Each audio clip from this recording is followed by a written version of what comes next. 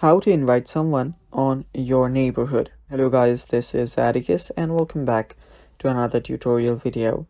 In today's video, I'll teach you guys how you can invite someone else to your neighborhood on Heyday.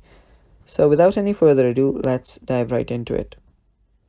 So first, you will need to have your Heyday app ready and launch it. So after you've done that, you will see your Heyday.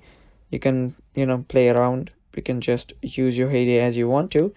And after you've done that, you will see different options here. Now, as you can see, my Heyday is just going on, it's playing because I'm on the initial levels. So right here, what you'll need to do is now tap on your friends icon that is right here. It is on the bottom right corner, and there you should see your friends.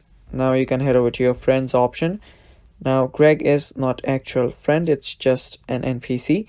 So what you'll need to do here is after you're on the Greg's option, you will see that there is an option right beside your friend's name. Make sure that you visit a real friend, and after you tap on the option that is right beside your friend's name, you'll see an option that says invite.